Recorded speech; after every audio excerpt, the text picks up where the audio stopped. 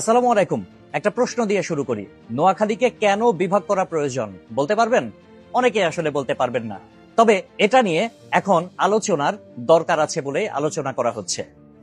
বাংলাদেশে প্রশাসনিক বিকেন্দ্রীকরণের কথা বলা হয় বহু বছর ধরে, কিন্তু বাস্তবে এখনো দেশের দক্ষিণ পূর্বাঞ্চল, বিশেষ করে নোয়াখালী, ফেনী, লক্ষ্মীপুর ও ভোলা জেলার মানুষ একটি কেন্দ্রিক প্রশাসনিক সেবার জন্য সেই চট্টগ্রামের ওপরে নির্ভরশীল। আর ফলাফলটা কি? ফলাফল হচ্ছে সাধারণ নাগরিক থেকে শুরু করে ব্যবসায়ী সবার জন্য সময়, খরচ ও ভোগান্তি বেড়েছে অনেক গুণ। এখন প্রশ্ন উঠতেই পারে, নোয়াখালীকে বিভাগ করলে আসলেই কি লাভ হবে? আসুন এ ব্যাপারে একটু বিস্তারিত জেনে নেওয়া যাক। প্রথমত, প্রশাসনিক বিকেন্দ্রীকরণ ও দ্রুত সেবা। নোয়াখালী থেকে চট্টগ্রাম প্রায় 180 কিলোমিটার দূরে।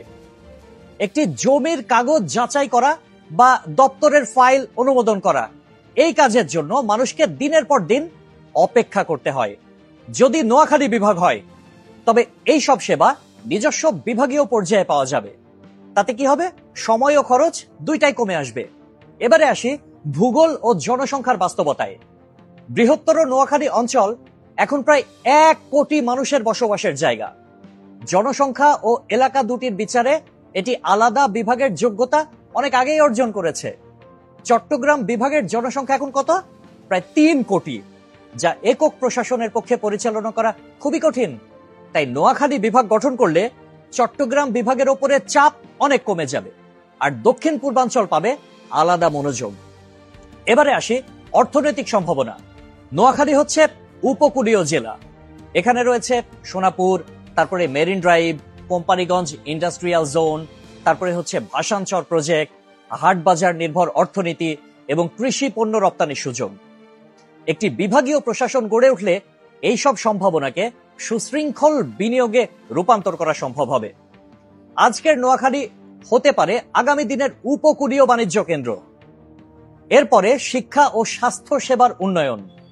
নোয়াখালী বিজ্ঞান ও প্রযুক্তি বিশ্ববিদ্যালয়, মেডিকেল কলেজ ও টেকনিক্যাল ইনস্টিটিউট সহ ইতিমধ্যে এই অঞ্চলে শিক্ষার অবকাঠামো রয়েছে। আর এটা যদি বিভাগ হয় তাহলে বিশ্ববিদ্যালয় ও মেডিকেল অবকাঠামো আরো বিস্তৃত হবে, যার সুফল পাবে সাধারণ মানুষই। পঞ্চমত, সাংস্কৃতিক ও ঐতিহাসিক যোগসূত্র। বৃহত্তর নোয়াখালী অঞ্চল, যার অন্তর্ভুক্ত নোয়াখালী, ফেনী ও লক্ষ্মীপুর, একই সংস্কৃতি, একই ভাষা, একই ঐতিহ্যে গড়া।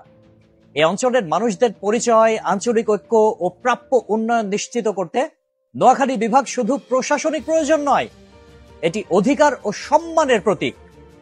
এবারে আসি জাতীয় উন্নয়ন কৌশলের সঙ্গে সামঞ্জস্যতা। সরকার স্মার্ট বাংলাদেশ বাস্তবায়নে ডিজিটাল প্রশাসনিক কাঠামো ও বিকেন্দ্রীকরণকে গুরুত্ব দিচ্ছে।